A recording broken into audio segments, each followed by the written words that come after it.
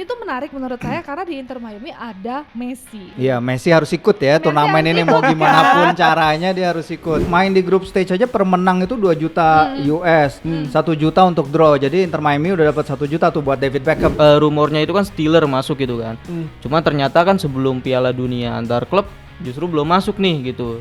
Jadi ujian cukup berat juga buat Alonso nih meramu skuad di lini tengah tuh seperti apa. Bersaing di atas kertas sih menurut gua City, tapi yang mungkin lebih realistis ya pasti tentu aja PSG.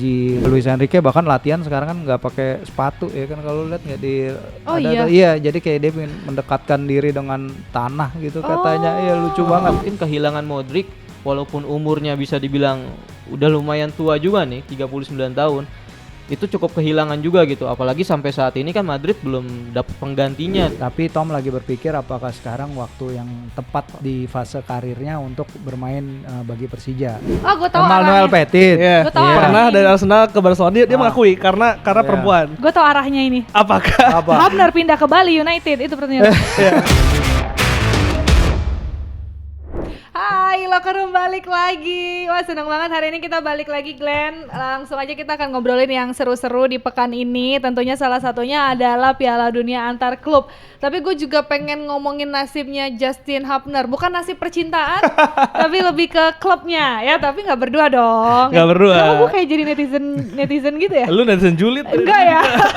Oke, tapi kita mau ngobrol hari ini udah ada Bang Firzi. Halo. Hai, Thank you apa Sudah kabar? balik lagi ke Mengundang Lilo lagi. Sport. Thank Terima you ya. kasih, Jangan ya. bosan ya, Bang. Aman. Ada Mas Fajar juga di sini. Hai. Halo. Mas Fajar ini dari P-nya Real Madrid Indonesia. Nah, itu adalah fansnya Real Real Madrid. Madrid. Kalau lo fansnya Arsenal. Oh, semua dunia tuh tahu lo fans Arsenal ya kan? Bang Firzi tahu. Udah tahu deh.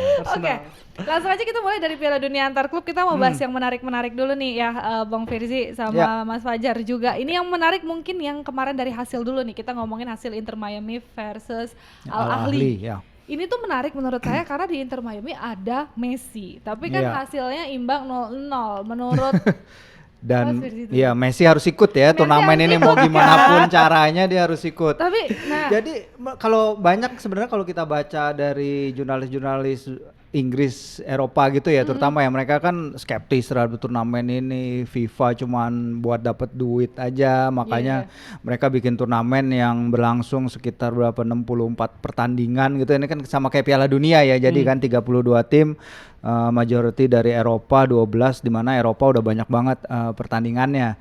Tapi kalau kita lihat kualitas laga-laganya sih menurut gue seru ya, kayak Inter Miami Al Ahly itu walaupun 0-0, bahkan laga-laga yang 0-0 pun seru, kayak Seru tadi ya? pagi Porto Palmeiras itu menurut gue juga banyak banget chance-nya. Dan kita bisa lihat update dari si Estevao Willian ya, yang main di Palmeiras. Dia itu main di Piala Dunia U23 U17 juga tahun 2023. Dia main di JIS ketika itu, salah satu motornya Brazil, dan menurut gua pertandingannya high quality juga, tapi emang karena panas ya. Jadi kan Amerika midsummer di sana, nanti Piala Dunia juga akan sama, kondisinya akan berat. Jadi buat para pemain, banyak pemain ini juga akan jadi mereka aklimatisasi juga untuk tahu mereka yang main di Piala Dunia itu seperti apa sih nanti tahun depan mainnya. Kalau pertandingan yang seru lagi ya, bahkan yang 0-0 aja seru, tapi kita Seru, lihat ya. juga ada 14 gol dari 2 laga ya, si Bayern Munchen lawan part-timernya Auckland itu, Iya. terus si PSG Atletico. Tapi gue sih di sini nggak lihat PSG Atletico ya, tapi lebih ke laga-laga kayak Porto Palmeiras itu sih yang seru sih. Tapi vibes-nya itu kayak vibes ini gak sih? Kayak vibes lagi pre-season gak sih? Lu lihat nggak sih, kalau gue suka nggak gini, emang vibes-nya pre-season karena selama ini kita lihat kamera angle dari stadion-stadion Amerika itu cuma untuk laga-laga pre-season. Tapi kayak misalnya Rose Bowl itu kan udah dari stadion yang dipakai untuk final Piala Dunia 94. Jadi beberapa stadion emang stadion-stadion baru ya, stadion-stadion megahnya FIFA ya. Stadion-stadion megahnya Amerika Serikat yang biasanya handle berbagai macam lah. Kalau di Amerika kan satu stadion bisa dipakai berapa olahraga. Dan angle kameranya menarik sih kalau gue lihat. Emang kalau selama ini kita lihatnya vibes pre-season, tapi nanti ini pemanasan, kalau nanti Piala Dunia kita akan lihat angle-angle kamera yang sama gitu. Tapi kalau fans Madrid gimana nih ngelihat Piala Dunia antar klub ini? Serius nggak sih? Karena ini Boleh lebih deket, Mas? boleh. Nah, ya. Karena mungkin ajang pembuktiannya buat Xabi Alonso yang baru saja masuk nih jadi Iya, pelatih iya. Madrid. Mungkin ini bisa jadi percobaan nih beberapa pemain karena dari Real Madrid sendiri kan banyak banget nih bawa pemain akademinya ke ajang CWC ini kan. Kurang lebih ada 9 pemain lah. Termasuk Mario Martin, Jacobo, terus di lini depan ada Gonzalo. Bisa kita lihat Madrid mungkin lebih serius di ajang Club World Cup ini karena selain mungkin hadiahnya yang besar juga, ini cukup bergengsi juga kan. Apalagi kan ini udah lama nggak dilaksanakan, terus dilaksanakan dengan format yang baru, itu bisa jadi ajang bergengsi juga sih buat Madrid gitu. Jadi Madrid masih butuh duit ya. Oh betul, karena ini hadiahnya nggak nggak main-main ya, main-main 120 hadiahnya. juta main di grup stage aja per menang itu 2 juta US, 1 juta untuk draw. Jadi Inter Miami udah dapat 1 juta tuh buat David Beckham ya, kayak dia nggak butuh duit sih, cuman klubnya mungkin masih butuh tuh. Round of 16 nambah lagi 7 juta, quarter final kalau lolos nambah 13 juta. Semifinal 21 juta, finalis 30 dan pemenangnya ada 40. Ini belum uang yang hasiat dan gede lain-lain. ya. Lumayan, jadi emang itu yang diperlukan oleh FIFA untuk mengundang tim-tim tersebut ya. Karena tim-tim ini kan ya kita lihat tim-tim lain yang nggak berpartisipasi di sini kan mereka nyari duit kemana-mana. Man United ke Hong Kong dan ke Malaysia, Arsenalnya Glenn main di Singapura dan di mana? Hong Kong juga. Hong Kong juga ya main juga. Newcastle-nya juga Newcastle Singapura, ke Jepang gitu. Jadi penggantinya ya kalau kita dari kemarin-kemarin kan taunya apa tuh yang ajang pramusim di Amerika Champions ICC ya, International Champions Cup.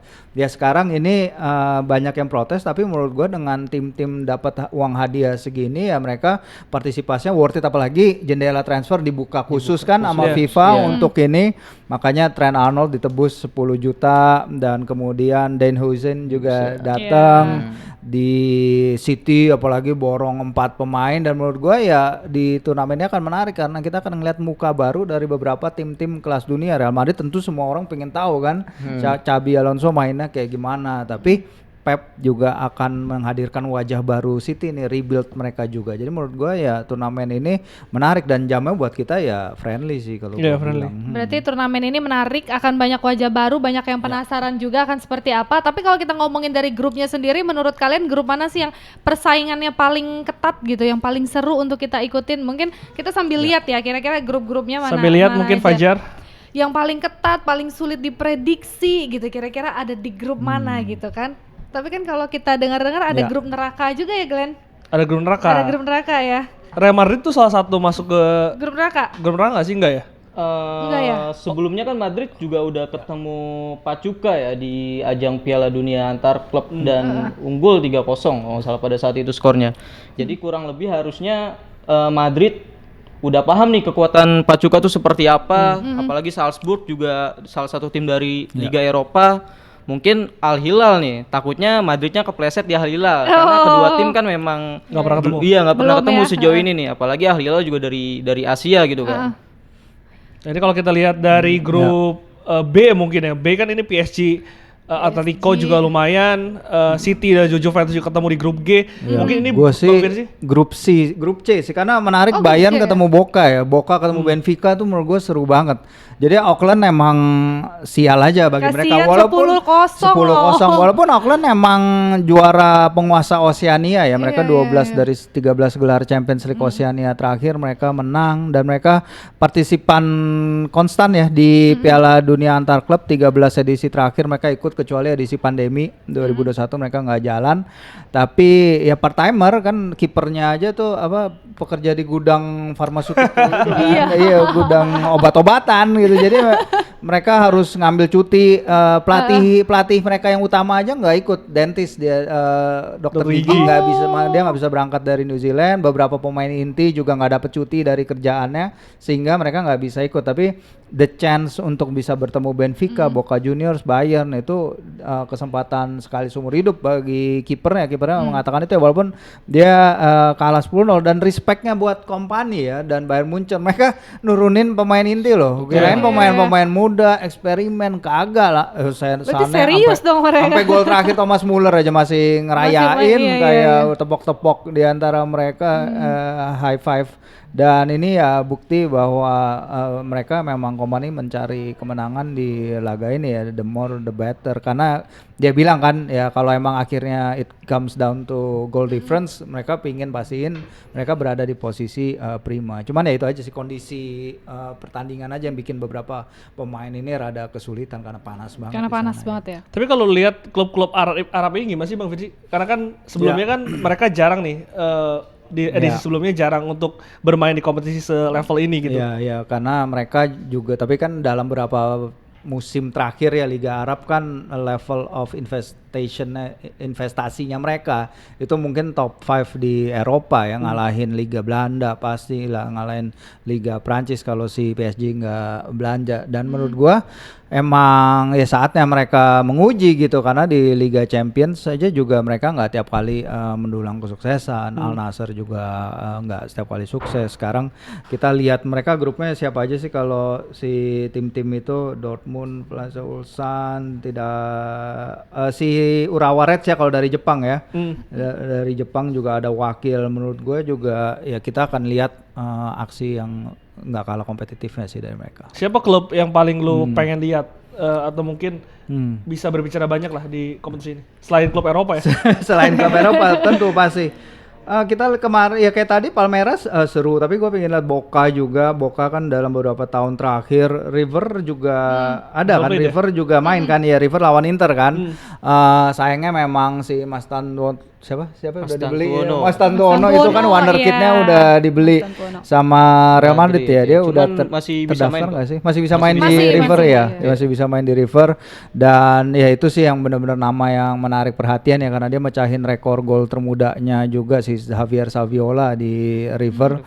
Dan menurut gue juga akan jadi talent bagus untuk masa depan. Oke, tapi kalau peluang Madrid gimana nih sebagai raja Eropa di kompetisi ini? Kalau melihat peluang sih mungkin di fase grup bisa dibilang secara peta kekuatan ataupun skuad aman ya Madrid gitu. Cuma di fase gugur mungkin pesaingnya agak sedikit berat kan, karena di situ kan ada PSG juara Champions League, terus ada Inter, ada Man City yang juga baru menambah kekuatannya nih. Nah bisa dibilang kita Madrid sendiri tuh mungkin perlu adaptasi juga dengan pelatih baru Xabi Alonso kan. Terus ada beberapa pemain baru yang juga baru masuk gitu. Apalagi ditambah permasalahan Madrid ini kan di musim lalu kan di sektor tengah kan. Mungkin kurang pemain yang kreatif, ditambah pada saat jendela transfer dibuka Madrid belum memperbarui nih di sektor tengahnya. Jadi kurang lebih masih pakai pemain-pemain yang lama gitu. Cuman ini mungkin suatu peluang nih bagi Xabi Alonso buat nunjukin ya gitu. Maksudnya mungkin dia bisa bikin perubahan terhadap pemain-pemain yang saat ini masih ada atau enggak gitu. Tapi ini waktu yang tepat nggak untuk Xabi Alonso mencoba meramu gitu? Taktik menurut gitu ya. gue justru pas sih, tapi idealnya memang klub-klub ini pingin mulai dengan pre-season kan, karena kita tahu ketika pre-season kemarin misalnya Hansi Flick make waktu yang dia punya tuh untuk ngobrol ke one on one dengan skuadnya, termasuk ketika itu Rafinha dia tanyakan kan apakah pingin pindah ke Arab Saudi atau stay, karena Hansi pingin si Rafinha stay akhirnya dan jadi motor penggeraknya Barca. Dan ketika itu pre-seasonnya Barca tuh benar-benar untuk ningkatin kekuatan fisik para pemainnya gitu, jadi dipakai untuk menggunakan itu. Tapi kalau di sini mereka akan menghadapi at least berapa 3 game kalau misalnya lolos 4-5 ya untuk Madrid, harapannya mungkin 7 pertandingan ya semifinal at least. Harapannya tentu pasti menembus final, sehingga ya kalau waktu yang nggak dipakai di lapangan latihan ya at least dia bisa langsung pakai di game situation. Yang juga kalau kita lihat yang diturunkan memang Paris saja nurunin timnya serius. Semua tim di sini sejauh ini emang ngejar hasil-hasil yang maksimal gitu, dan ini menyegarkan kalau emang bisa terus kayak gini sepanjang turnamen ya. Walaupun kita nggak tahu kan nanti mungkin di pertandingan berikutnya lebih banyak kesempatan bagi pemain muda turun. Tapi Xabi Alonso ini pelatih yang tepat nggak sih buat Madrid? Kalau dilihat dari track record sebelumnya kan Alonso bisa sukses nih sama Leverkusen. Apalagi pada saat dia melatih Leverkusen di musim pertamanya kan bisa bawa Leverkusen nih dari posisi papan tengah sampai masuk ke Liga Eropa kan. Mungkin buat di Madrid sendiri dengan skuad yang saat ini bisa dibilang tepat sih, apalagi kan Alonso kan juga mantan pemain Madrid nih. Itu keuntungan berarti. Iya, yang dimana seharusnya dia udah tahu nih kemauan Madrid tuh seperti apa, targetnya seperti apa mungkin gitu. Jadi nggak perlu adaptasi yang lebih lama lagi mungkin. Bang Firzi setuju berarti sebagai mantan pemain jadi keuntungan buat Xabi Alonso. Iya, sure. Cuman yang susah kan sekarang bagaimana manfaatin 4 di depan itu kan. Itu yang bikin Ancelotti, yang bikin Ancelotti pun seorang Ancelotti kesulitan bagaimana handle Mbappe di tim ini dengan Bellingham dan mencari yang terbaik bagi mereka, dan proses rebuildingnya Xabi untungnya jalannya cepat ya, karena Huijsen datang dengan waktu yang ekspres lah bisa kita bilang. Terus habis itu Trent Arnold juga udah didekatin dari lama, dan dia ternyata kita lihat adaptasinya jauh lebih bagus dari Gareth Bale ya. Kalau Gareth Bale kan berapa tahun di sana nggak pernah bisa bahasa Spanyol kan dia.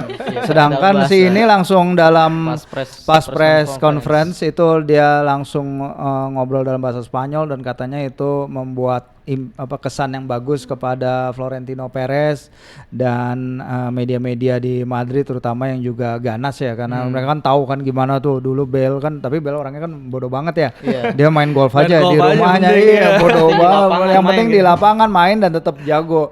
Tapi kalau gini jadi lebih baik. Nggak tahu deh, Madrid masih ngincar gelandang lagi apa? Kalau dilihat dari kedalaman squad sih memang seharusnya sih di posisi gelandang kan, karena jelas banget gitu di musim lalu tuh kurang banget gelandang kreatif gitu kan. Apalagi kan tipe-tipe gelandang Madrid sendiri nih hampir sama, kurang lebih box to box gitu kan. Nah, rumornya itu kan Stiller masuk gitu kan. Cuma ternyata kan sebelum Piala Dunia antar klub justru belum masuk nih gitu. Jadi ujian cukup berat juga buat Alonso nih meramu skuad di lini tengah tuh seperti apa gitu. Apalagi kan rumornya Bellingham yang tadinya di attacking midfield mau diturunin ke gelandang tengah gitu. Jadi bisa dibilang nih suatu percobaan yang bagus lah di klub World Cup buat Madrid dan Xabi Alonso gitu. Tapi menurut lu dengan tadi kan lu sempat ngomong ya pencapaian dia di Bundesliga, apakah itu cukup untuk bisa berbicara di La Liga, karena ini kan dua liga yang berbeda gitu. Memang secara kualitas ya Bundesliga dan La Liga sendiri mungkin nggak bisa disamain kan gitu. Cuman kalau kita balik lagi pengalaman pemain Real Madrid nih gitu, di Leverkusen sama di Madrid kan tentu jelas berbeda nih kualitas skuadnya gitu kan. Di Madrid kan Alonso udah diuntungin sama pemain-pemain bintangnya nih, tinggal gimana cara Alonso itu menyatukan egonya para pemain masing-masing gitu. Mungkin kalau itu bisa dikemas dengan baik sama Alonso, bisa aja sih kayak Hansi Flick di era Barca di musim kemarin gitu. Tapi secara taktik apa sih kekuatannya Alonso ini sendiri? Mungkin kalau kita lihat permainan Leverkusen kan bisa di gegen pressing, terus penguasaan bola gitu, terus pemain-pemain sayapnya tuh cukup aktif juga naik turun gitu. Selama ini kan di era Ancelotti kan Madrid kurang kreatif nih mainnya gitu. Kalau misalnya udah mentok paling long ball gitu. Sedangkan game changer-nya itu tuh nggak ada gitu, nggak seperti di 2023-2024. Yang dimana pada saat itu kan ada Joselu gitu. Sedangkan di musim kemarin kan cuman ada Endrick gitu. Jadi jelas mungkin nggak ada perubahan pada saat era Ancelotti kemarin gitu. Iya. Mas Firzi?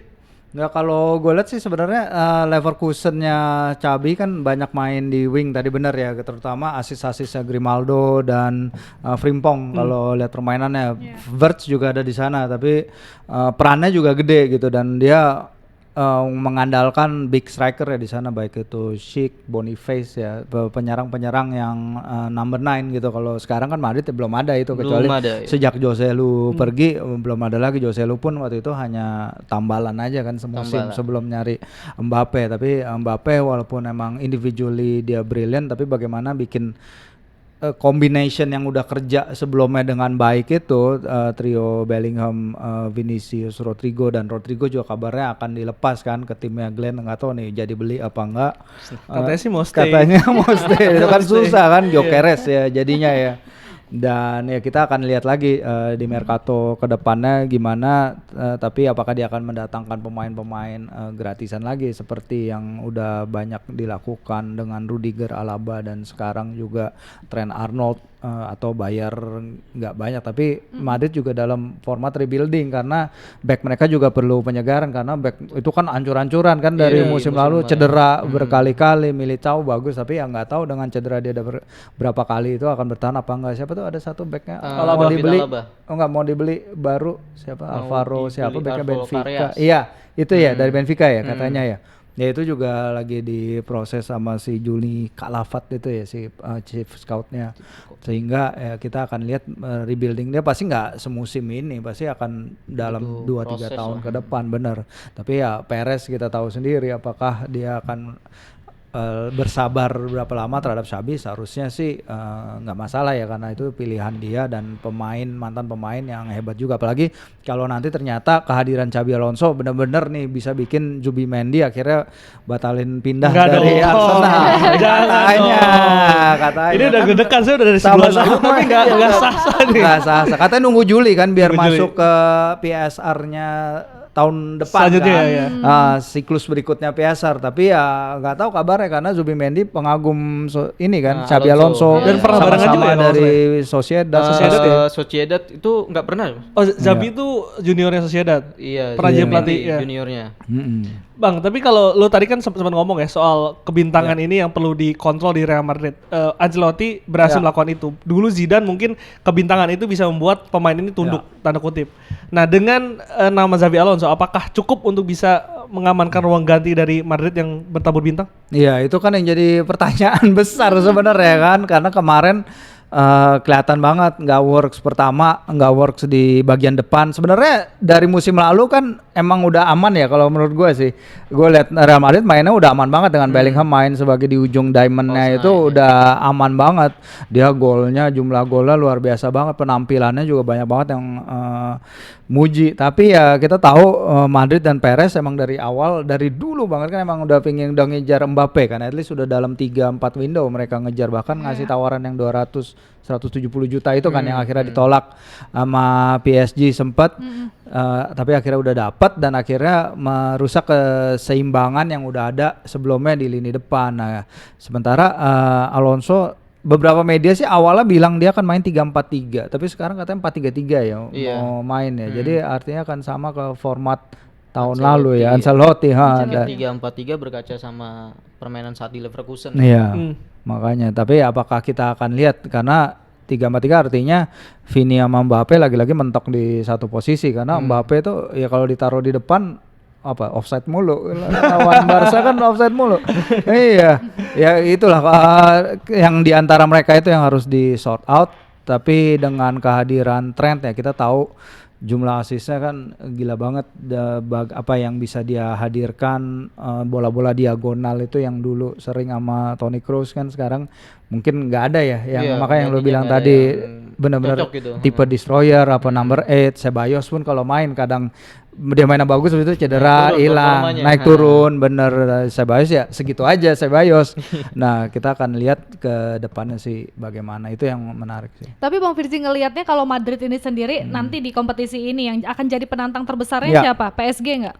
Ya pastilah tim-tim Eropa itu nggak jauh dari itu sih. Mungkin City ya, tapi kita lihat nih seberapa besar Pep bisa gabungin 4 pembelian baru, 6 lah kalau ditambah pembelian mereka dari bursa transfer Januari. Seberapa cepat mereka bisa click in karena di atas kertas bagus, tapi ini kan lagi-lagi proses rebuilding terbesar Pep sejak 2017 ya, ketika angkatannya Iheanacho, si Wilfred Bony gitu-gitu keluar, terus digantiin pemain-pemain yang akan jadi tulang punggung 6 gelar Premier League itu dalam 7 musim. Jadi kalau bersaing di atas kertas sih menurut gua City, tapi yang mungkin lebih realistis ya pasti tentu aja PSG dan tim-tim yang udah solid di Eropa lain, yang nggak tahu apakah tim dari benua lain bisa menghadang. Akan seru kalau bisa seperti itu, tapi ya kita tahu kan ya kemarin Bayern Munchen ketemunya Auckland, tapi gapnya terlalu jauh gitu. Dan ya kita lihat apakah tim-tim lain bisa memberikan perlawanan, tim J-League bisa nggak, kalau misalnya ketemu di knockout bisa memberikan perlawanan ke tim Eropa apa enggak. Ini yang menarik sih kalau gue sih ngikutin sih sebenarnya Club World Cup ini karena seru juga ya. Seru ya Mas Fajar ya PSG City. Kalau dilihat dari pertandingan-pertandingan di musim lalu memang PSG secara permainan tuh cukup oke, berkualitas juga gitu. Secara kerjasama kan juga mereka bagus banget kan. Apalagi Vitinha di lini tengah tuh lagi on fire banget gitu kan. Dengan Luis Enrique yang emang secara pengalaman oke juga kan. Sebelumnya bersama Barca juga meraih treble. Mungkin PSG sama Inter Milan sih kalau buat pesaing beratnya Madrid di klub World Cup nanti gitu. PSG menarik sih. PSG Tapi sebelum gue mau nanya lagi, ini kalian tuh kayak musuhan ya? Gue dari tadi ngeliat Kenapa? bisa agak Gini, mendekat dekat, nggak? dekat. Mungkin Bang Fajar Iya, boleh ini geser ya, sedikit. Kenapa kejauhan? Iya, kejauhan. Gue Sama jaraknya kok. Fiorentina Sama sama Madrid kayak Iya. musuhan ini. Ngomongin sih. Ah. Cuman gue mau nanya, tadi kan lu bilang Iya. tadi sempat ngomong Madrid membeli sejumlah pemain untuk menambal. City Iya. juga melakukan regenerasi mungkin. Iya. Nah tapi PSG ini tidak ada pergerakan di bursa transfer hingga saat ini. Apakah memang ini sudah secara tim ini Komplit. komplit? Squadnya. Menurut gua si Enrique ya, dan kita lihat apa yang bisa dilakukan oleh skuadnya Enrique, bahkan sampai pemain pengganti mereka, skuad mereka udah lebih lengkap lah. Ini beda dengan apa yang dilakukan Real Madrid sekarang dengan pelatih baru, City juga Pep kita tahu perlu siklus baru. Si Enrique ini kan dia udah ini mungkin tahap ketiga apa keempat dari proses rebuildingnya dia di PSG ya. Ketika dia ditunjuk kan dia emang dari awal dibilang Al-Khelaifi udah menekankan bahwa nggak ada lagi periode bling-bling, artinya nggak ada lagi pembelian kayak Neymar, nggak ada lagi pembelian kayak Mbappe, semua pembelian tepat guna. Nah ini yang dikatakan tepat guna ini walaupun masih mahal ya, misalnya Desiree Doué itu mungkin 50-an juta euro dan pemain-pemain lain masih mahal, tapi at least mereka dalam bracket tepat guna itu, nggak overspend untuk seorang pemain bintang. Dan apa yang mereka tunjukkan sepanjang Liga Champions, mereka kontribusi golnya tuh banyak banget, semua kontribut gitu. Gonzalo Ramos, Lee Kang-in, Doué, Barcola, Kvaratskhelia, menurut gua tim bergantung ini pada satu udah pemain ya? lengkap, nggak bergantung sama satu pemain. Dan benar dalam Vitinha mereka mungkin punya salah satu dari dua gelandang terbaik di dunia ya, karena sejauh ini sih gue ngeliat Pedri jago banget ya, sorry ya, bukan nggak ada gelandang Madrid.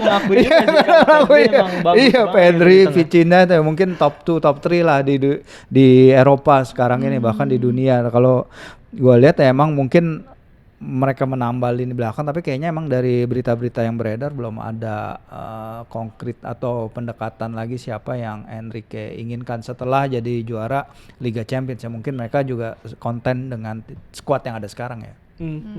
Madrid artinya memang tadi kan melihat PSG sebagai Pesaing lah ya, yang terberat. Kekuatannya apa sih yang lu lihat dari PSG?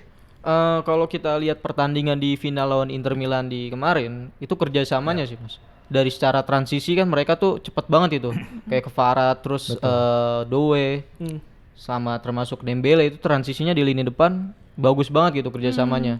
Termasuk counter attack-nya gitu. Kan banyak ketika pas lawan Inter kan mereka kan beberapa gol itu kan dari counter gitu.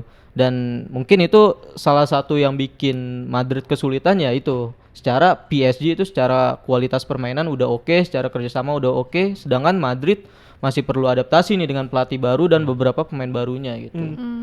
Karena Madrid kan sebetulnya dari skuad yang lama kan punya mentalitas juara di Eropa itu yang tidak dimiliki klub-klub lain ya. Iya. Mungkin PSG bisa challenge itu untuk di World Cup ini? Iya, tentu karena jadi juara Liga Champions perjalanannya nggak mudah ya mereka ya, walaupun di final mereka mencatatkan margin kemenangan terbesar di sejarah Liga Champions atau Piala Champions. Cuman apa yang mereka laluin sampai ke situ tidak mudah, dan bener work ethicnya yang diterapkan oleh Luis Enrique luar biasa banget bersama tim ini. Kvara kita lihat berapa kali kalau kehilangan bola di final Liga Champions dia bisa ngejar sampai balik, dia nunjukin energi yang luar biasa. Emang di liga domestik mereka nggak ada saingannya ya. Mereka kemarin juara dengan keunggulan 19 poin dari Olympique de Marseille. Sehingga ya perlu turnamen in between kayak gini lah menurut gua, yang bisa menguji nggak selemah di liga domestik tapi mungkin nggak sekuat di Liga Champions pesertanya, sehingga walaupun ini summer tapi mereka pasti akan pakai kesempatan ini juga. Luis Enrique bahkan latihan sekarang kan nggak pakai sepatu ya kan, kalau lihat nggak di iya jadi kayak dia pengen mendekatkan diri dengan tanah gitu katanya. Iya lucu banget filosofinya. Iya lu lihat ya ada deh, nggak tahu tuh beneran apa enggak, Baru tapi dia tahu. nyeker dia di lapangan latihan. Tapi Asal nggak pertandingan aja penyeker. nyeker ya sulit ya nyeker viral tapi nanti. Tapi gimana sama City nih? Tadi kan Iya. Bang Firdi sempat bahas juga soal City ini sendiri ya bakal jadi pesaing berat Madrid juga ya selain PSG. Tapi kan kita tahu City gagal di domestik ya. Nah di kompetisi ini sendiri gimana kira-kira Bang Firdi? Ya, City ini menurut gua menarik karena dia rebuildingnya bukan hanya di dalam lapangan tapi juga di luar lapangan karena Hugo Viana datang gantiin si Begiristain ya. Walaupun Begiristain ikut bantu tim ini untuk transisi setelah hingga Club World Cup ini. Tapi the fact bahwa dia bisa datengin Ryan Ait Nuri, Ryan Cherki, si Tijani Reinders, sampai lupa gue siapa lagi, ada empat kan, satu lagi. Satu lagi. Iya, pokoknya rebuilding mereka ini banget lah, gila-gilaan. Oh, si ini ya pemain muda, Sver Naipan. Si Naipan dari Norwegia, masih 18 tahun tapi wonderkid juga di FM. Menurut gua pergerakannya luar biasa dan ini memang pesan dari presidennya juga ya, Khaldun Al-Mubarak, yang bilang bahwa mungkin City geraknya kurang cepat di musim panas lalu sehingga ketika musim lalu Pep yang normalnya dia tuh pakai jumlah pemain, dia orangnya efektif dalam menggunakan pemain ya, squad ya, dia nggak perlu squad gede. On average dia sejak melatih City tuh mungkin hanya pakai 21 sampai 26 pemain, kecuali musim lalu dia pakai 30 pemain karena emang cedera, banyak cedera musim lalu, terutama ya kita tahu Rodri dan lain-lain, De Bruyne juga sering hilang, Erling Haaland juga banyak cedera musim lalu, sehingga squad ini ditambal dengan backbone yang baru ya, mulai dari Januari lalu lah, Omar Marmoush, Kusanov dan pemain-pemain lain yang bisa menambah kedalaman squad. Ada Vitor Reis juga, alumni Piala Dunia U17 di sini, main bersama Brazil juga di JIS, itu adalah back bagus tapi dia belum dapat kesempatan. Nah ini mungkin sekarang kesempatan dia untuk main di Piala Dunia Klub, dan respect terhadap City ya, mereka perlu pemain cepet ya, beli dan datang dalam waktu berapa, seminggu 2 minggu tuh bisa datang berapa pemain itu, dan Berarti pemain-pemain keaktifan dia di bursa transfer ini tuh menunjukkan dia serius banget nih. Iya, rebuilding itu tadi, rebuilding besar pertama si Pep sejak 2017 karena kita tahu pelatih-pelatih terbaik di dunia sepak bola kan pasti bikin berapa kali tim kan, kayak MU dengan Sir Alex, dia bikin beberapa kali tim dia reset timnya, dan ini adalah pertama kalinya Pep Guardiola stay hingga 9 tahun ya sekarang ya di suatu klub, dan ini kan belum pernah terjadi sebelumnya di karirnya. Jadi wajar kalau dia melakukan rebuilding, terutama setelah apa yang terjadi kemarin ketika mereka sempat tertinggal sangat jauh dari Liverpool di klasemen sebelum akhirnya mereka memangkas defisit poin itu, walaupun emang nggak cukup untuk bawa mereka jadi contender juara, tapi at least gap poinnya nggak sebesar itu. Jadi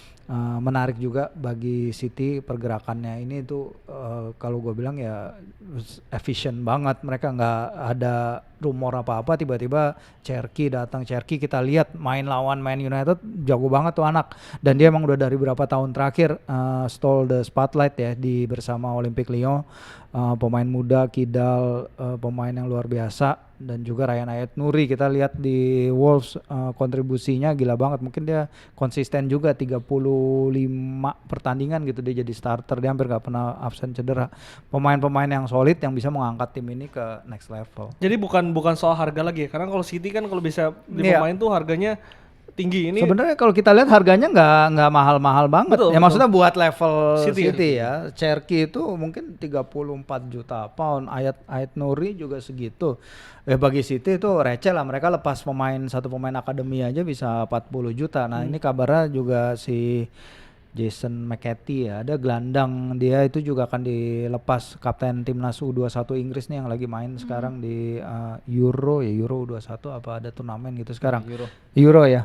Dan kita juga harus ingat di pinggir lapangan mereka juga appoint si Pep Linders, asistennya Klopp dulu, untuk jadi asisten si Pep yang baru, sehingga pergantian di dalam dan di luar lapangan ini akan jadi muka baru bagi City musim depan. Exciting sih bagi para fans mereka kalau gua bilang, karena pemain-pemainnya level top semua ya. Sebelum gue mau spesifik ya, Pernama gue pengen tahu dulu nih soal, kita tutup dulu Piala Dunia antar klub. Yes. Mas Fajar, gue menanya ini kan tim-tim yang dipilih ini tidak ada tim-tim yang juara di liganya di musim lalu. Liverpool nggak ikut, Napoli nggak ikut, Barcelona nggak ikut. Nah, gimana nih ngelihat pemilihan klub-klub ini, apakah sudah tepat dengan kriteria yang dicanangkan? Kalau dilihat dari pemilihan tim itu kan berdasarkan ranking di klubnya, maksudnya ranking UEFA gitu. Kalau di Liga Eropa gitu, kalau dilihat dari situ sih harusnya udah tepat ya. Apalagi kan banyak juara bertahan Liga Champions juga, baik itu di Asia atau di Eropa dan benua-benua lain yang ikut juga gitu. Jadi kalau secara pemilihan sih menurut gua sih udah tepat banget gitu. Secara kualitas mereka mungkin nggak main-main ketika jadi juara di Liga Champions itu gitu. Oke, kita kan mulai ngomongin nama-nama ya, kayak kata Glenn tadi ya. Ini kan menarik juga untuk kita bahas di mana transfer update-nya. Kita akan mulai dari Madrid nih kan. Kalau kita lihat transfer Madrid ini sendiri kan, Madrid ini lemah di belakang ya, Di belakang. Mas Fajar ya, di belakang. Karena apakah, nah kita lihat ini nama-nama Tadi juga. Reinders belum lu sebut. Udah sebut dia. Udah. Iya, satu lagi pemain muda itu tuh. Nah, Madrid lemah di belakang. Trendsnya jadi jawaban nggak? Mungkin kalau jadi jawaban lebih ke Huijsen ya. Huijsen. Karena Huijsen kan juga konsisten sama Bournemouth gitu. Apalagi umurnya juga masih cukup muda gitu. Secara pengalaman di Premier League gitu yang nggak main-main liganya, itu bisa jadi suatu keuntungan juga sih buat Madrid gitu dengan kedatangan dia gitu. Tapi risky nggak sih? Kan baru satu musim tuh dia main di Premier League. Konsistensinya kan belum lihat. Mungkin dengan kedalaman skuad yang ada saat ini kayak misalnya Alaba, Militao yang udah jauh lebih berpengalaman, harusnya bisa yang ngasih arahan lah mungkin. Dia nggak lah perlu starter tiap kali juga ya. Pelapis juga. Ada Rudiger juga di sana ya. gitu kan. Ada Asensio yang musim lalu tampil konsisten juga gitu. Dan Asensio katanya perpanjang kontrak ya?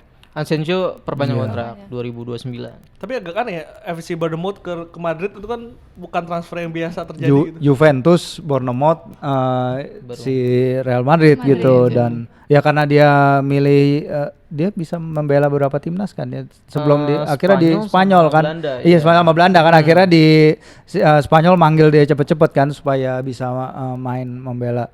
Dan ya emang bagus sih kalau di atas kerja, cuman ya itu tadi konsistensinya aja nanti mungkin karena Juventus itu lepas dia nggak tahu Juventusnya yang rada-rada atau emang pas muda perkembangannya nggak sesuai harapan Karena di Juventus. Roma juga oke juga sih. Oke ya ketika dipindahin, di Roma, ketika iya. dipinjemin ya. Iya, iya. Tapi ada yang menarik juga, ada nama Mas Tantuono. Nah, siapa pemain ini? Ceritakan kepada saya, Bang Firzi, Mas.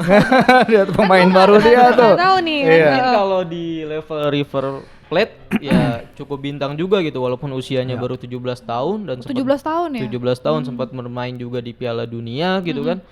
Apalagi posisi di RW ini kan Madrid itu jarang banget gitu. Terakhir kan sebelumnya ada Gareth Bale mungkin kan. Sempat akhirnya Rodrigo di posisi sana terus nggak cocok. Ya ada kekosongan gitu di posisi sayap kanan gitu. Sampai akhirnya Mas Tantuono ini datang gitu. Mungkin kalau jadi starter sih kayaknya masih banyak pesaingnya gitu. Cuman kalau buat jadi pelapis ya kayak Arda Güler segala macem, buat jadi pelengkap it's okay sih gitu. 45 juta euro jadi ya.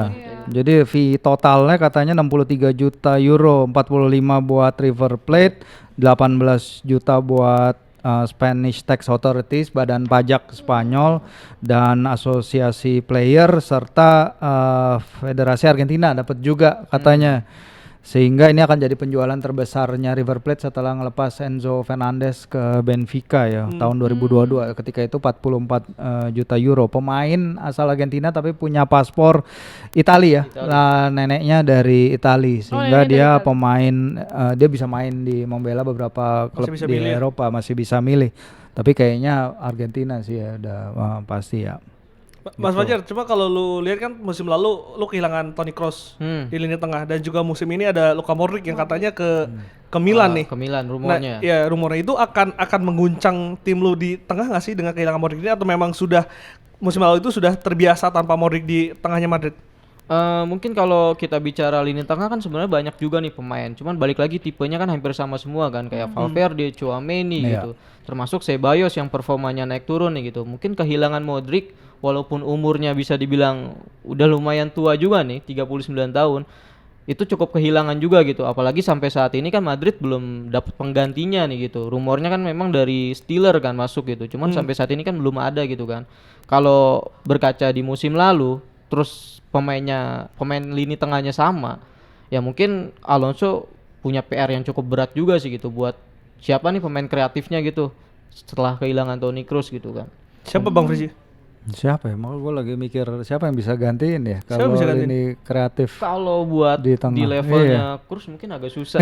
Makanya. Musim ini gitu. Tadi kan sempat rumor Wirtz itu kan mau ngikut ke Madrid ya. Madrid, ya. Antara Wirtz atau Jonathan Tah waktu itu, tapi Munchen geraknya cepet banget kan ngambil Jonathan Tah. Awal-awal itu ketika dia sempat rumor awalnya Xabi, emang si Wirtz itu profilnya mungkin cocok ya dengan Real Madrid, dengan apa yang Real Madrid cari kalau menurut apa yang Mas Fajar bilang. Iya. Tapi ternyata si Liverpool datang dengan tawaran yang sangat besar sehingga Wirtz memilih ke Premier League, walaupun emang belum ada yang done and dusted ya, masih dalam proses negosiasi tahap akhir. Dan ya itu tadi sih benar sih, karena tipenya mirip semua ya, Kamavinga, Tchouaméni, itu Valverde fighter. Seharusnya nyari upgrade-nya Ceballos ya, naik satu grade di atas itu. Dan ya Modric emang bagus, respect, sebagus-bagusnya Modric, tapi ya umurnya itu udah Umur nggak bisa bohong ya. Iya. Karena mungkin penggantinya sebelumnya Ceballos kan, itu kan dia sempat on fire itu di performanya sebelum cedera, sampai akhirnya setelah pulih dari cedera balik lagi tuh perform lagi tuh, nggak perform lagi gitu. Jadi ya jadi PR juga sih buat Madrid cari pemain yang kurang lebih sama kayak Kroos tipenya gitu. PR ya. Tapi kalau kita ngomongin bursa transfer kan menarik, tadi kita udah sempat singgung dikit soal City ya, yang memang cukup banyak ya. Ini Bang Firzi, ada Tijani, terus ada Ryan Cherki gitu ya. Nah ini kan City langsung mengisi dengan 2 gelandang serang. Kalau kita lihat juga kan, apakah emang lubang yang ditinggalkan oleh Kevin De Bruyne ini sebesar itu?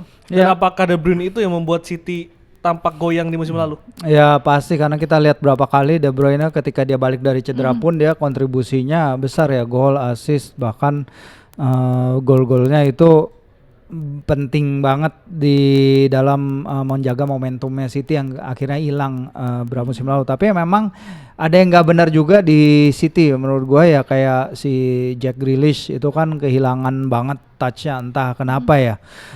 Dia nggak bisa jadi pemain yang sama seperti ketika di Aston Villa, dan Bernardo Silva juga mungkin bagus, tapi banyak orang kalau expect dia untuk tampil lebih, kalau gue bilang sih iya, dia untuk tampil lebih mengangkat timnya ketimbang apa yang dia tunjukkan. Mungkin dari aspek seorang winger yang sukses di City ya sejauh musim kemarin mungkin si Jeremy Doku ya, dan mungkin di sinilah kita lihat Pep ingin nyari alternatif yang berbeda ya dari apa yang bisa ditawarkan, karena Tijani bukanlah De Bruyne, permainannya beda. Dia bukan tipe yang passer, walaupun memang dia bisa main lebih ke dalam, dan ketika Tijani pertama main di akademi dia model permainannya dia Iniesta ya, dia memilih Iniesta sebagai idolnya.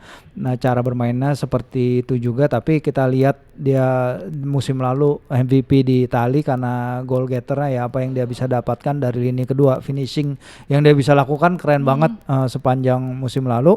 Dan kalau sekarang dengan Ryan Cherki dan Ait Nuri di sisi kiri akan memberikan lebih banyak pace, lebih banyak kreativitas yang semoga akan bisa dipakai nih, karena kita tahu Pep ini kan apa ya, mungkin kuburannya pemain-pemain kreatif nih ya, karena kita tahu berapa winger di sana nggak bisa bermain sebebas dia bermain di klub sebelumnya ya. Contoh paling pasti Grealish, entah masalah apa yang terjadi ke dia. Kebanyakan minum. Iya, kebanyakan minum juga, kebanyakan party habis juara kan. Nah, ini yang kita pingin lihat sebenarnya, pemain pelatih yang, apalagi kalau kita harapkan dengan kehadiran Pep Linders di situ ya, Pep Linders yang main di bersama klub, main gegenpressing, bermain 4-3-3 menyerang dari sisi flank ketika itu. Diharapkan kehadiran dia ya bisa mengubah sedikit gayanya Pep yang kalau ada winger itu dia cenderung ngoper ke belakang. Kalau ada bisa udah one on one sama pemain cenderung ngoper ke belakang. Nah itu yang kita nggak pingin lihat kan. Kita pingin lihat winger yang benar-benar nyerang pemain kayak si PSG, Kvaratskhelia di PSG, Desiree Doué, Barcola. Kita pingin lihat pemain yang seperti itu berani take on dalam situation one on one. Tapi lu ngelihat Tiani dengan ini kan baru semusim di AC Milan, meskipun memang bagus gitu ya. Sudah proven belum sih ini bisa menggantikan KDB? Ya tentu kalau dibilang proven ya berdasarkan track record dia apa yang udah dia lewatin emang setahun doang ya di AZ, terus kemudian di Milan kemarin, tapi dia nunjukin dia bisa bermain di level tertinggi bersama Belanda juga, dan kontribusi gol ini dari lini kedua kan juga diperlukan. Mereka tentu nggak pingin tergantung dari Holland seorang. Marmoush bisa gantiin emang, tapi dia pemain yang juga tipe berbeda dari Haaland. Dia bisa bermain di number 10, dia bisa bermain di depan. Masalahnya kan siapa yang bermain di belakang striker itu, dan satu lagi pemain yang hilang adalah Phil Foden ya. Kita nggak tahu Phil Foden kemarin sepanjang musim kemarin kenapa gitu, salah makan, apa salah minum, apa salah kenapa gitu, karena dia bukan pemain sama seperti yang terpilih jadi pemain terbaik di Inggris pada musim 23-24 Sebelumnya. jauh banget kontribusi gol dia. Oke, dia masih nyetak double digit gol, tapi double digit gol dia itu datang dalam rentang Januari Februari kayaknya. Untuk periode 2 bulan dia nggak ada konsistensi yang sama seperti Foden yang kita kenal bisa main sehebat itu menjelang Euro kemarin. Jadi itu yang harus dia pecahkan juga si Pep.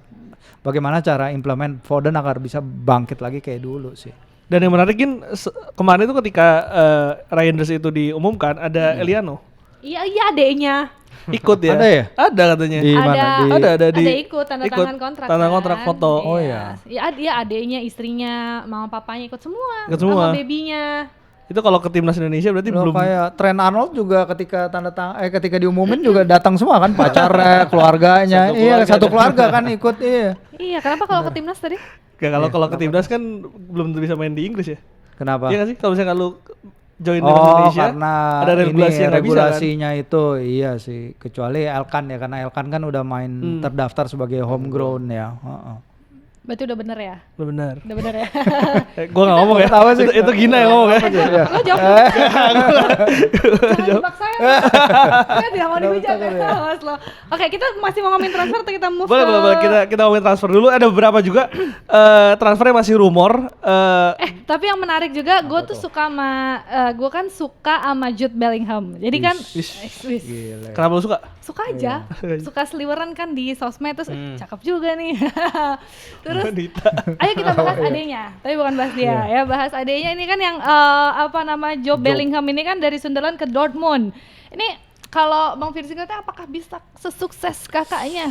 Iya, takutnya kalau udah bawa nama keluarga terus transfernya sama gitu, harapannya pemain itu akan sama persis ya. Tapi kan kita tahu dulu Dortmund udah melakukan ini juga ketika sama Torgen Hazard gitu. Mereka ketika beli Torgen kan ngarepin pemain yang sama seperti Eden, tapi kan ternyata banyak hal yang nggak lancar ketika Torgen ada di Dortmund, sehingga dia akan bukan pemain yang sama kakaknya. Dan media Inggris juga mengatakan Job ini karakteristiknya ada perbedaannya juga dengan sang kakak ya.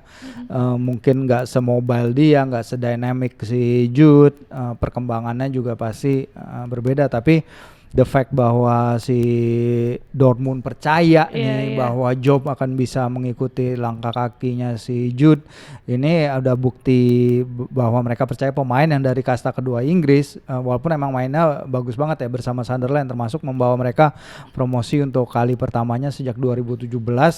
Menurut gue pemain yang secara karakter, secara muka sih emang mirip banget sih, nggak bisa bedain sih. Iya, kalau dari lapangan tuh. Cuman ya kita lihat apakah akan sukses itu di Dortmund, karena Dortmund emang meningkat selama paruh kedua musim kemarin, dan harapannya momentum itu bisa terjaga sampai musim depan. Emang kalau Bang Firzi bilang kakak adik nggak bisa sama, kita jadi inget lagi Tijani Eliano. Kan banyak komen netizen tuh suka coba nurunin dikit skill Tijani gitu. Tapi mukanya beda kalau mereka beda banget. Mukanya beda banget. Iya, Eliano bule banget. Tijani yang lebih orang Indonesia. Kota Bank Indonesia. Tapi kalau Mas Fajar melihat ini sejumlah rumor ataupun transfer yang menarik perhatian lu yang mana, Mas? Di luar Madrid ya? Mungkin Nico Williams ke Barcelona sih, karena secara posisi kan mungkin udah ada Rapinya, yang dimana tuh musim lalu Rapinya oke banget mainnya gitu secara statistik, bahkan masuk nominasi Ballon d'Or juga gitu kan. Secara posisi Nico Williams sama Rapinya ini kan sama gitu, apalagi Lamine Yamal di Euro kemarin sama Nico tuh udah klop banget gitu. Nah pertanyaannya kalau misalkan Nico masuk, Rapinya mau kemana gitu kan? Lebih ke situ sih. Itu jadi transfer yang paling menarik sih mungkin kalau Nico jadi ke Barca. Dan Gitu. paling bahaya untuk Madrid ke depannya. Betul sih. Jadi ancaman juga kan gitu. Apalagi kan sebelumnya Nico juga sempat dirumorin nih ke Madrid gitu karena Rodrigo-nya mau keluar kan gitu. Kalau sampai ke Madrid sih mungkin secara posisi juga sama karena di situ kan ada Vinicius, ada Mbappe gitu. Jadi numpuk di gelandang kiri semua gitu kan. Itu Barcelona jadi timnas Spanyol versi klub ya? Iya, cuman Ini timnas Spanyol ya. uangnya aja dari mana gitu. Barcelona kan selalu bisa beli pemain nih, tapi ya gak main-main juga kan. Mereka masalah keuangannya kan udah jelas tuh, tapi ya masih aman aja nih kayaknya sejauh ini ya. Mereka dapetin pemain-pemain, tapi kita akan lihat sih ke depannya gimana. Karena kan Barcelona sendiri kan semua itu dijual katanya. Bahkan Iya, kursi udah dari rumput mana-mana juga dijual. dijual bener. Dan penghasil ya mereka biasanya beli pemain bisa tapi daftarinnya yang rada susah kan, karena itu terjadi ke Dani Olmo juga kemarin dan sempat kisru juga sebelum akhirnya itu penjualan kursi untuk 10 tahun ke depan ya dijual ke Arab. Nah itu deh makanya nih ke depannya. Lu bayangin kursi stadion dijual. Iya. Saking Kasian butuh duitnya. Kasian ya. Kasian. Kalau Madrid mah santai aja. Aman aja. Sombong aman aja. Oke, kita udah ngomongin transfer Liga luar, ini bagian terakhir ya. Kita ini mau bagian ngebahas terakhir. dulu soal transfer dalam negeri nih. Ini banyak yang rame. Mungkin kita bisa lihat dulu yang udah deal dari transfer timnas Indonesia ini nggak kalah serunya karena ada sejumlah tim ini sejumlah pemain yang belum mendapatkan klub nih. Kita lihat yang Daniel dulu ya. Ini ada Sadil Ramdhani yang resmi menjadi pemain pertama Persib Bandung, dan juga Beckham Putra ini diperpanjang kontraknya, dan juga Elkan Bagot ini diperpanjang oleh Ipswich. Melihat 3 pemain timnas ini, Mas Firzi. Ya, apa? apa yang lu lihat? Maksudnya mereka butuh menit bermain, butuh konsistensi di klub untuk bisa dipanggil timnas. Pertama, iya betul, dan Sadil emang kita lihat dia pemain yang bagus ya dari zaman dia awal bermain bagi timnas juga dia mencetak gol kan di Filipina ya di round 2 di Manila yang bikin skor jadi 1-1. Kita tahu ada pemain bagus di sana dan dia berapa tahun terakhir kontribusi golnya di Sabah juga numbersnya tinggi banget, dan setelah Persib dan teman-temannya Glenn itu ditinggal oleh berapa 11 pemain ya sekarang ya 12 bahkan ya. Satu starting 11 dipindah ya, mereka raja asisnya pun pindah ya dalam diri Siro Alves ya, mereka perlu pemain itu, dan rumornya kan emang udah lama ya Glenn ya, mereka kan si Hodak juga udah ketemu si Sadil dari beberapa waktu lalu, sehingga pembelian yang bagus menurut gua. Elkan yang menarik karena Elkan walaupun Ipswich balik lagi ke Championship, apakah Elkan siap untuk naik dari League One ketika dia bersama Blackpool? Blackpool tuh League One apa League 2 ya? League 2 ya maksudnya. Iya, gua nanti coba cek lagi deh. Step up-nya dia juga harus lihat ke Championship, karena Championship liga yang sulit ya, walaupun kita tahu Elkan juga ada bulk up banget dari sejak dia terakhir main bagi timnas, dan Ole Romeni di sana kesulitan di Championship, Marcelino juga kesulitan, dan kita lihat Nathan apalagi masuk bench pun tidak bisa di Swansea. Jadi harapannya memang dia bisa menembus breakthrough ke Ipswich yang akan bagus bagi karir pemainnya. Satu lagi siapa tuh nggak kelihatan? Beckham Putra. Oh, Beckham. Ya Beckham oke sih, dan ya kita di media juga impress ya ketika Beckham berbicara depan media, apa cara penyampaiannya, artikulasinya itu oke banget, media trainingnya oke banget, dan secara di lapangan ketika dia lawan China juga dia percaya diri sekali, walaupun lawan Jepang emang kesulitan, tapi kita for the whole team kita juga struggling di Osaka, jadi bukan salah Beckham seorang, tapi sebagai tim kita juga susah menghadapi para pemain Jepang. Jadi Ya kalau bisa membentuk poros tim yang baru di Persib dengan Beckham dan Sadil sebagai motornya sih keren sih. Mas Fajar, kami melihat seorang Sadil Ramdhani ya dengan usia yang prime 25-26. Ini kan banyak kita yang mendorong pemain kita ini untuk berkarir di luar lah. Kembali ke Liga 1 di usia yang prime dan bergabung Persib Bandung. Menurut lu langkah yang tepat gak sih untuk Sadil? Mungkin kalau sejauh ini kan Sadil di Sabah kan juga dapat kesempatan yang banyak juga secara menit bermain kan. Terus secara jumlah statistik gol ataupun asisnya juga cukup bagus gitu. Dengan balik ke Liga 1 ya kita bisa lihat dulu gitu secara performa. Mungkin kalau misalnya sesuai ekspektasi dari Persib sendiri ya itu bisa jadi langkah sendiri buat Sadil nanti abroad lagi gitu ke depan, beberapa musim ke depan. Apalagi kan Sadil diplot sebagai penggantinya Ciro Alves kan gitu, yang dimana mungkin bebannya cukup berat juga nih karena Ciro sendiri kan cukup jadi pemain penting juga di Persib kan gitu, baik secara gol ataupun assist dan terlibat banget gitu di permainan di Bojan Hodak gitu kan. Nah ini peran Sadil sih, gimana kedepannya Sadil tuh bisa menggantikan peran Ciro. Mungkin kalau performnya bagus ya bukan nggak mungkin kalau Sadil dilirik klub luar lagi gitu. Sepadan nggak Sadil menggantikan Ciro? Kita akan lihat perkembangan Sadil seperti apa dalam beberapa tahun terakhir di Malaysia, karena kita tahu Liga Malaysia masih di bawah kita lah, dan kalau dia bisa balik ke Liga 1 ya mending ke Liga 1, kecuali dia pindahnya ke Thailand ya. Kalau dia ada kesempatan ke Thailand kayak Nawi, kayak Arhan memang lebih bagus ke sana, dan si Shane juga ke sana.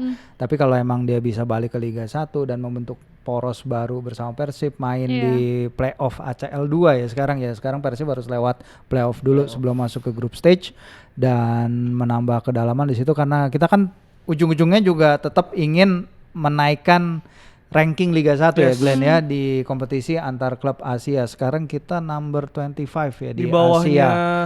Iya, gue Myanmar ya, waktu itu gue pernah tanyain juga itu ke si Coach Teko gitu. Coach Teko bilang ke gue, kita itu secara semua aspek dari Liga Malaysia, Liga Singapura, Liga di tetangga kita mungkin bersaing ya sama Thailand. Kita tuh di atas liga-liga itu, nggak seharusnya kita bahkan di bawah Liga Singapura, karena Lion City musim lalu kan nyampe final, juara bahkan finalis. apa lupa gua. Finalis juara ya? Iya. Ke final ini. Ke final intinya, dan itu koefisien rankingnya kan naik. Nah makanya tim-tim kita ya harus bisa serius juga di antar klub Asia, tapi ya tentu harus dapat dukungan juga dari federasi, dari PT LIB terkait penjadwalan, terkait bagaimana ya mempersiapkan mereka sebaik mungkin agar mereka bisa punya waktu istirahat cukup untuk main di antar klub Asia gitu. Karena memang targetnya Pak Erik kan ngangkat Liga 1 ke ranking berapa Asia, Glenn? Lupa gua. 9-11 ya. Pokoknya jangan nggak di bawah nggak 25-an kayak sekarang. Sekarang 25 gitu. Masih naik.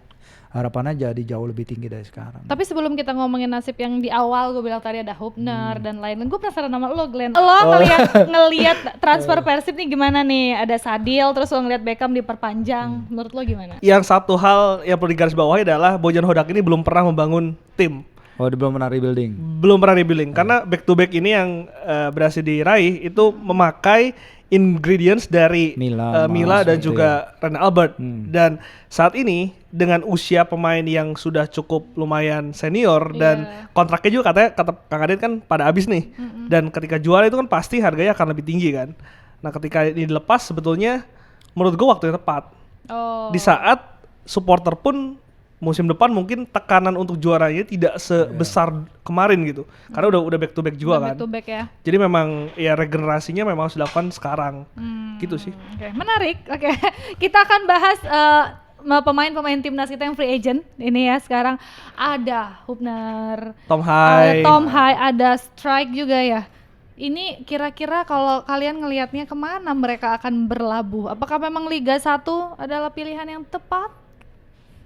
Siapa dulu? Terserah. Ya, Fajar. Kalau dilihat dari kualitas Tom Hai, terus Rafael Strike, itu Justin Hubner mungkin main di liga-liga seperti Liga Thailand gitu, itu masih oke sih. Cuma kalau Liga 1 kan banyak yang komentar juga gitu kan. Maksudnya secara kualitas mungkin takutnya menurun gitu. Karena kan apalagi Tom Haye sendiri kan jadi jantung pertahanan banget nih di timnas gitu kan. Kalau misalkan dia ke Liga 1 kan yang ditakutin memang secara kualitas menurun gitu kan. Iya. Kalaupun menurun ya jadi suatu kerugian juga sih buat timnas gitu. Iya, kalau Tom Haye ke Liga 1 ya kan. Artinya pemilihan klubnya Ya, akan kemarin kan berpengaruh kita, kemana-mana ya? ketemu Pak Prapanca juga ya, Presiden Persija. Memang rumor soal Tom Haye itu kan udah lama. Santer banget. Iya udah santer, dan Prapanca mengakunya memang pemilihan pemain itu datang dari pelatih baru ya, Mauricio Souza. Dan memang kata ada 2 pemain lokal yang udah dikasih bukan penawaran ya, tapi kayak draft chip term kontrak gitulah. Jadi pendekatan udah dilakukan awal, walaupun Pak Prapanca juga mengakui bahwa ada banyak pemain naturalisasi pingin ke Persija. Informasi terpisah lain yang gue dapet sih emang bagi Tom itu kalau perpindahan ke Persija it's not about the money ya. Money bukan isu bagi dia sejauh ini. Tapi Tom lagi berpikir apakah sekarang waktu yang tepat di fase karirnya untuk bermain bagi Persija. Karena memang walaupun timnya degradasi ya Almer, tapi kalau lu lihat Almer main itu berputar di Tom. Iya. Kalau Tom punya teman-teman yang lebih bagus di Almer itu tim selamat, yakin gua. Karena dia berapa kali nyediain pre-assist, berapa kali free kicknya dia disambut rekan-rekannya, tapi nggak golin gitu. Jadi he can cut it sih sebenarnya di tim mid range-nya Eredivisie ya. Atau maybe pindah ke Belgia atau liga-liga seperti itulah. Mungkin nggak liga grade 1 kayak 5 liga besar Eropa, tapi liga itu masih bisa. Cuman ya kalau secara Tom terakhir info yang gue dapat seperti itu. Nah, kita akan lihat ke depannya. Kalau Rafa Struijk emang kita tahu dia sangat struggling ya, bahkan di Brisbane pun ya kita tahu alasan dia kenapa pindah ke Brisbane ya, setelah nggak dapat tempat di klub sebelumnya. Tapi 7 laga terakhir dia sebelum membela timnas pun dia nggak masuk ke line up-nya Brisbane, walaupun awal-awal main dia kayaknya mencetak gol di penampilan ketiganya ya bersama Brisbane, golnya well taken juga.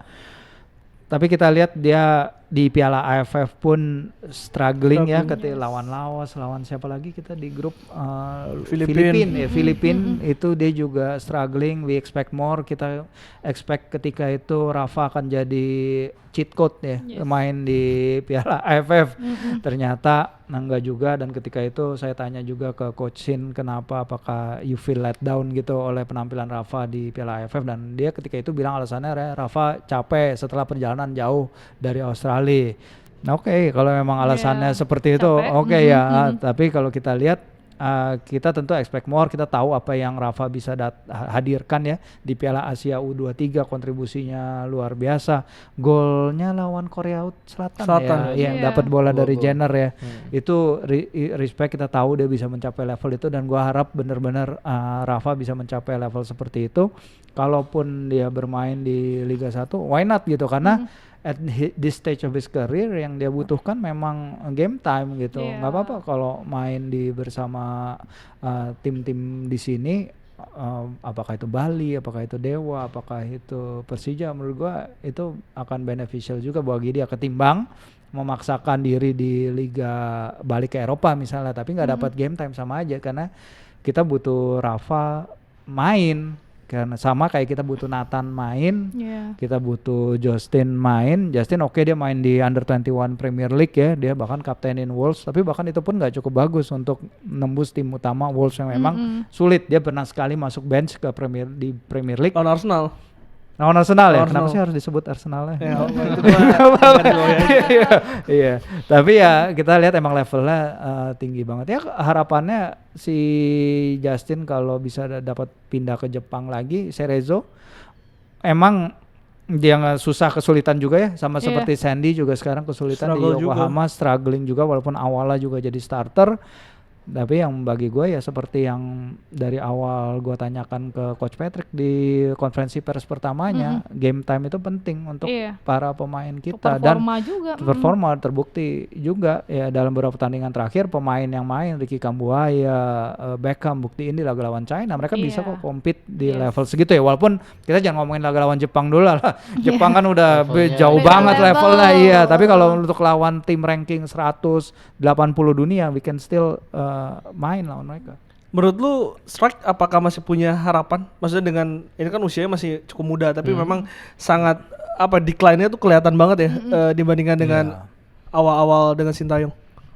Mungkin kalau jadi pindah ke Liga 1 bisa jadi kesempatan Strike juga gitu. Ketika dapat menit bermain dia membuktikan bukan gak mungkin kan ke depan bisa balik lagi gitu ke liga-liga yang mungkin levelnya berada di atas Liga 1 gitu. Yang penting kan sampai saat ini kan menit bermain dan kepercayaan diri gitu kan. Mungkin ketika dapat menit bermain terus dapat performanya gitu bisa jadi kan kepercayaan diri dia kan kembali lagi gitu.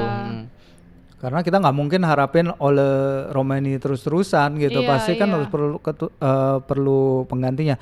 Tapi to be fair emang ketika di TC Bali gua ke sana terus lihat emang si Rafa tuh bulk up banget dari sebelumnya gitu. Emang secara fisik mungkin dia lebih besar dari ketimbang terakhir lihat dia di ronde Maret ya. Jadi lebih berat maksudnya dia? Enggak, lebih lebih buff banget. Bagus dong? Iya seharusnya bagus, tapi kan dia nggak dapat kesempatan dalam dua laga ini, China dan Jepang, dan Coach Patrick lebih memilih menurunkan Ramadan Sananta ketika melawan si China. Dan menurut gue ini benar juga kredit kepada Coach Patrick sebagai mantan penyerang. He knows lah, dia tahu karakter apa yang dia perlukan dan pemain seperti apa yang bisa answer his call ketika dibutuhkan timnas. Dan ini kita perlu itu lagi, bagaimana kita perlu Rafa kembali ke permainan dia seperti di Under 23 Asian Cup waktu itu.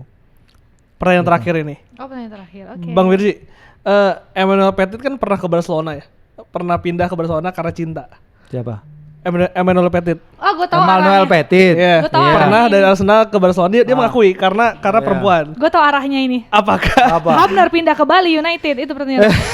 Apakah Hubner ke Bali United? Bisa baca otak lo. Ada pertimbangan personal di situ. Pertimbangan personal. Kenapa pertanyaan gue jadi kayak anak TikTok ya kita ya? Karena ini di TikTok gue lihat tiap hari muncul mulu. Ya kalau emang bisa why not, karena gue tahu Bali itu infonya sebelum Shane Millie Buriram kan ada kabar dia ke sana kan. Ya dia kabarnya ngobrol sama beberapa tim di liga kita, tapi akhirnya milih ke Thailand, which is respect juga karena kita harus akui level liga Thailand sekarang masih di atas sedikit, walaupun bersaing lah kita.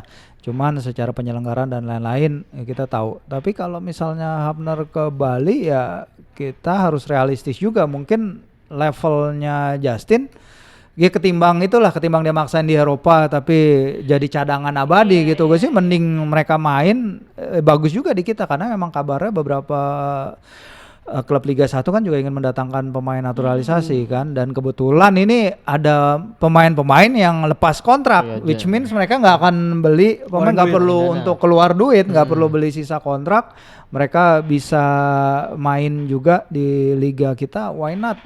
Tapi bukan hanya 3 nama yang disebut tadi ya, bukan hanya Hubner, si Rafa dan Hai, tapi Dean James dan Marcel Hurst juga lagi mencari klub baru nih. Ini juga akan jadi perkembangan yang menarik. Artinya setengah tim kita itu akan mencari klub baru menjelang ronde laga Oktober. Dan Oktober yang penting ya, karena round 4 September kan kita akan jadi persahabatan. Hillhurst gue tahu persis dia lagi nyari Ibiza ya, mungkin lagi teleponan karena agennya lagi actively nyari klub bagi dia karena kontraknya dia berakhir 2026.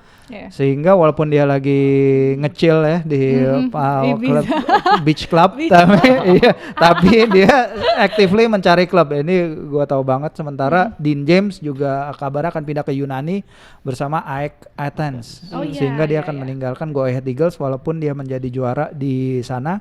Tapi AEK Athens akan membayar 2 juta euro untuk mentransfer Dean ke Liga Yunani dan kalau menurut media Yunani si Dean itu udah ketemu technical directornya AEK Athens dan kabarnya dia tertarik untuk pindah ke sana. Jadi akan ada pergerakan besar yang penting untuk ronde laga nanti menjelang September Oktober. Harapannya begitu Oktober mereka udah settled, mereka udah dapat waktu bermain sehingga kita akan benar-benar perlu mereka nih menghadapi kemungkinan besar ya kalau lihat dari drawing kita akan tahu persis tanggal 17 Juli tapi kemungkinan besar kalau dari potnya kan adalah Qatar dan Irak ya. Tapi itulah kita perlu mereka dalam permainan terbaik. Hopefully game time mereka juga akan meningkat jauh ketimbang musim lalu. Termasuk JICS juga ya. Ini juga Iya, kan Bologna katanya ya, great tim seperti itu ya, yang menurut gua bagus, nggak usah naik langsung ke Inter, kan banyak juga ya ditanya juga soal keterkaitan dengan Inter perlu regenerasi, tapi ketika dia dari tim degradasi ya stepnya lebih baik ya ke tim papan tengah Serie A dulu, baru nanti kalau emang dia bisa buktiin itu misalnya di tim kayak Bologna, Fiorentina bisa naik ke level tim yang main di Liga Champions gitu. Oke. Cukup ya? Cukup menarik ya? Mas Menarik. Fajar ada lagi yang mau ditambahkan mungkin? Mungkin udah sih cukup aman. Oke, aman. Kirain ada lagi, iya. Gue udah nungguin Ada nih lagi ngomong apa. bombshell, iya ke Madrid siapa kek? Ya. Oke, thank you pokoknya buat Bang Firzi, buat Mas Fajar terima kasih ya Oke, udah terima ngobrol-ngobrol kasih, bareng kita, jangan bosan-bosan, nanti kita Ya. ngobrol lagi. Minggu depannya kita balik lagi ya, Minggu Glenn. depan kita balik lagi, kita update soal masih Piala Dunia antar klub ya. Oh, iya. Sebelum nanti ada AFF di Oh, iya, bulan AFF. Juli, ada Piala Presiden juga, tapi fokus kita masih soal Piala Dunia antar klub. Jadi stay tune terus di Liputan 6 Sport Locker Room, ada Gina dan juga ada saya. Jangan Kita pamit dulu. lupa like, comment, subscribe, share. Bye semuanya.